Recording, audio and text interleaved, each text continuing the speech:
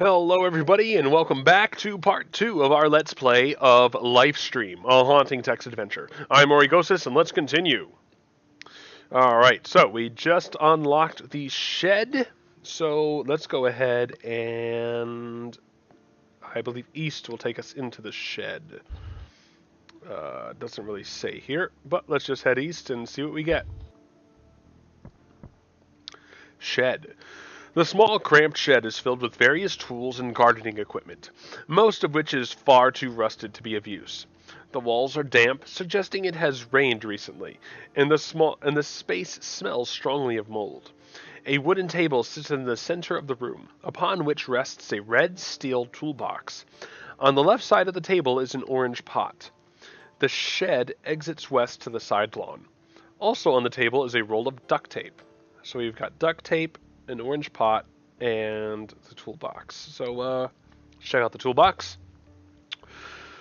The red steel toolbox is of standard design. You attempt to lift it, but its weight, you can tell that there are many tools inside. Oh, by its weight. Pardon me. What do you do with the toolbox? Open it. The toolbox is firmly locked. You see a small keyhole at its base, probably under the pot. So let's look under that pot. The large circular orange pot sits on the ground, half filled with soil. A wilted plant protrudes from its center. Oh, okay. Oh, odd. This was my father's favorite plant. He'd never neglect it like this. What could have happened? Interesting. And duct tape. The roll of duct tape is almost used up, but there is just enough left for one or two uses. Alright, let's take the duct tape. You take the roll of duct tape.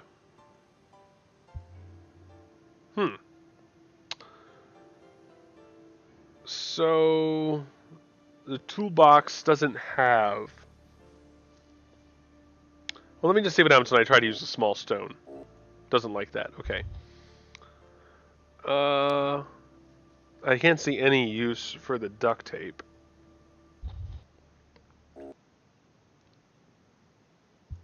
Oh, if I go here... Okay. So, if I switch to the rock, go into toolbox.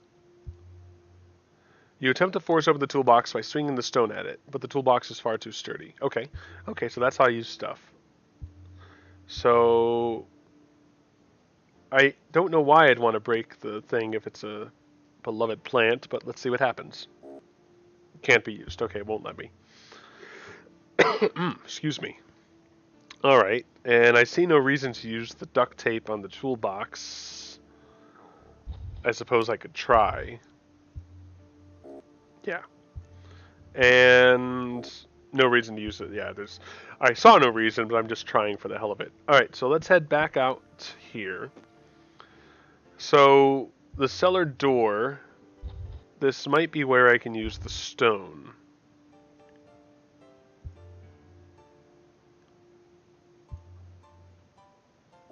Nope. Okay. Gas meter. I probably would not want to use the small stone on the gas meter. The shutoff valve is sealed. Okay. And tape would do nothing either. Huh. Grass, iron gate, water, trees, flowers. North. I haven't tried to just walk up into the house yet. The covered front porch is made of white painted wood and appears to be well maintained. The floorboards creak as you move upon them, revealing the home's age. The front door provides entry north into your father's house. The front yard lies south. At the side of the porch next to the front door is a small mailbox. Let's look inside the mailbox. The small mailbox looks newer than the rest of the porch, which makes sense, considering you've never seen it before. Your father must have had it installed recently. Let's look inside. You try to open the mailbox, only to discover that it's locked. Of course it is! The lock itself appears flimsy. Ah! This might be the spot for the stone! Finally! Our first tool has been used. With all your might! You swing the small stone at the top of the mailbox and easily break open its flimsy lock. You'll buy your father a new one. Considering the circumstances, you're sure he won't mind. The mailbox is now open. Inside the mailbox are an envelope, a postcard, and today's newspaper. Take everything. All right. You take the mail and pocket the small key. We have a key, probably to the toolbox. Then close the mailbox. But let's go ahead. Oh, you received a journal entry. Notice that the journal icon now features an exclamation point. It does. It's kind of behind the pencil, though. This indicates that you have an unread entry. To read it, open your journal and select entry. All right, let's finish examining the porch first. And the front door. The elaborate front door has seen some changes over the years. The window pane has been replaced, and you can tell that a new lock has been installed. Knock, open. Probably won't open. The door is locked. Odd, your father always left it open. Perhaps the area isn't as safe as it once was? And knock on the door. You knock on the front door and wait a moment, but no one answers, and you hear no movement behind the door. Okay. And we can look in the mailbox again. Yep, that's all there is. Okay, so yeah, let's read that journal entry. A handwritten letter found in an envelope. Oops, I completely forgot to give you this key, which we found on the premises. I'm not sure what it opens, but it might help you out as you sort through everything. It's probably a mess there, but hey, you knew what you were getting into, right? If you require anything else, please do not hesitate to contact me. Warm regards, Penny. To Randolph Holton, or the current resident. I, Mayor Michael Whiteman, would like to invite you and your family to visit Shady Brook, one of the last true western towns in our country today. In Shady Brook, we believe in traditional country values, honesty, integrity, and most importantly, family. You'll find it to be a quiet town, filled with some of the friendliest folk this side of the Mississippi. So come mosey on down and visit us. Be sure to bring the kids, and I promise it will be a vacation you won't soon forget.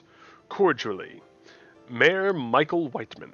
And I believe the sequel or prequel to this game is called Shady Brook. At least I know it's a game in the same series as Lifestream, so that'll be interesting. And the newspaper. Today's newspaper. Some of the ink is smudged, blocking out certain portions of text. Prairieville Gazette, September, smudged. Ancient manuscript raises eyebrows in Vatican. Ooh. By Patrick Stan, smudged. The Vatican announced yesterday that it has received an ancient manuscript as part of an smudged dependent. Privately funded archaeological dig currently taking place in Jerusalem. While sources are silent on both the smudged of the dig and contents of the manuscript, the Vatican is hopeful that the document may con smudged red material that will prove invaluable to the faith. More information, smudged, after the Vatican conducts internal research on the validity of smudged. All right. So that's all for that entry.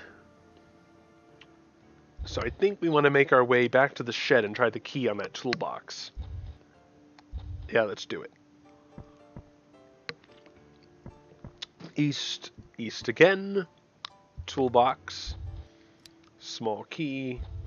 And it worked. You use the small key to unlock the toolbox. With a click, the bolt releases. You open the toolbox. Inside are several rusted tools and plenty of nails. Of note inside is a broken hammer. Okay, let's take the broken hammer. And you take the broken hammer and close the toolbox. So we have a broken hammer now. Interesting.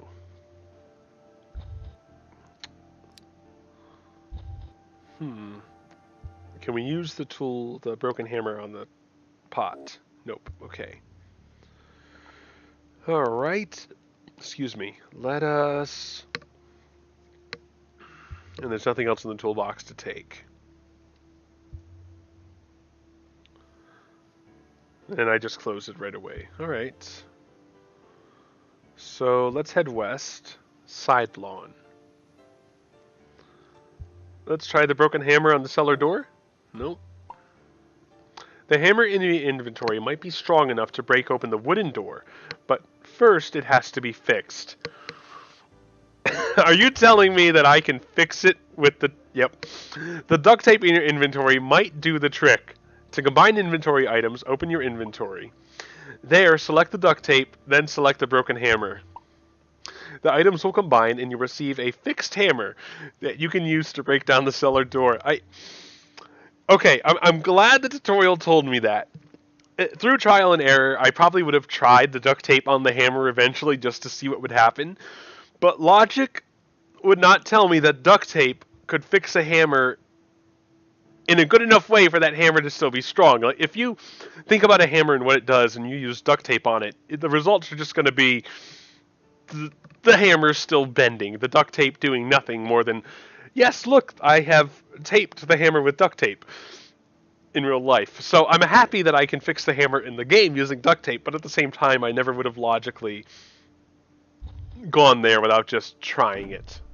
And there we go, we have fixed the hammer. And apparently used up all the duct tape. Well, it did say it only had 1 or 2 uses, and apparently 1 or 2 was 1 use. So, there we go. Now, we can use the hammer on the door. Boom! And we got our first achievement! Prowler! Oh, wonderful. A little vandalism in the name of rescue never hurt anyone, right? You swing the hammer down time and again into the wooden cellar door until the wood breaks apart. Alright. With its wrecked remains littering the ground, passage into the basement is now clear. As you step around the debris, you feel a pang of guilt for breaking the cellar door, but remind yourself that it is all to find your missing father. Alright, let's go in. You can now travel north. Thank you. Alright, north. Let's go in. Oh, okay, let's examine the wood shards. Several rough wooden shards lie in a pile of debris scattered across the side lawn. One plank of wood in particular seems to have survived your assault in fairly good condition. It is approximately twice the length of a ruler and 3 inches thick. So 2 feet by 3 inches. Alright, let's take it. Good thing I examined it. You'd rather not carry around the cumbersome plank unless you really need to. Oh. Okay. Whatever. Into the house! You stand in a dark, dusty basement. Several boxes and a crate sit scattered across its floor, and a bicycle rests against the side wall. Along one corner of the basement is a large table with miscellaneous items upon it. Rickety wooden stairs to the north lead up to the first floor. Cement stairs to the south lead outside. That's where we came in from. A large wooden crate sits at the center of the far wall. We got a lot of stuff to look at. Alright, let's check out those boxes. The boxes are filled with dozens of common household items, categorized by room. Everything from pots and pans to blankets to the office equipment can be found here, though none of it appears useful at the moment. You had no idea your father owned so much. But why the boxes? Was your father planning to move? As you are about to look away, an object catches your eye. The hand of an old antique clock. Bum, bum, bum. Take the clock hand. Why would I take the... Okay. Though unsure of its purpose, you'd take the antique clock hand. Okay, I took the antique clock hand. Let's look at the bicycle. A red bicycle rests along against a sidewall. It looks to be in good condition, though the tires are somewhat muddy, indicating regular use. You smile at the thought of your father riding a bike. You can't believe he owns one and have a hard time picturing him on it. Yeah. And the large table. The large table is made up of sturdy wooden planks and looks quite heavy. Tools litter its surface, which doesn't surprise you. Your father likes to work with his hands and spends most of his free time building wooden crafts while listening to classical music. Sitting at one corner of the table is a small canister of oil. Alright. Let's check it out. A rusted oil canister sits at the corner of the large wooden table. Peering into it, you note it's mostly full. I'm getting a phone call. Alright, sorry about that. Had to do a quick cut there, just had a quick phone call. Okay, anyways, the rusted oil canister sits at the corner of the large wooden table. Peering into it, you note that it is mostly full. Can I take it? The handle of the oil canister is extremely slippery, and you are unable to hold on to it. Okay. So that might imply... Oh, wait, is there anything else on the table? Okay. That might mean I need to find some way to pick it up, like finding a towel or some way to slipperyify it. What do I have? Clock hand. Okay. A large wooden crate sits up against the center of the far wall. It appears both sturdy and heavy, and looks somewhat out of place. Open the crate. Try as you might, you are unable to open the crate. Upon closer inspection, you discover that all of its sides are bolted firmly down. So bolted, not nailed, which means I need a wrench or something. Move the crate. It appears both sturdy and heavy and looks somewhat out of place. Okay, so I probably won't be able to move it till I can find a way to open it and take whatever is heavy inside out of it. You try to move the large crate and are surprised to find that it is quite heavy. Not deterred, you begin to push with all your strength. Just as your muscles feel as though they have reached their limit, the crate slowly but surely begins to slide along the wall, screeching loudly as it moves. I was wrong. I don't need to open it to move it. Boom! A few minutes later, you've managed to move the crate about 6 feet.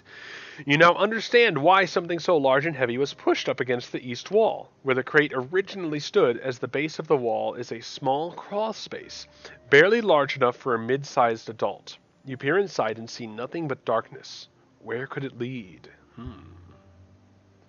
I can now travel east. Okay. Interesting.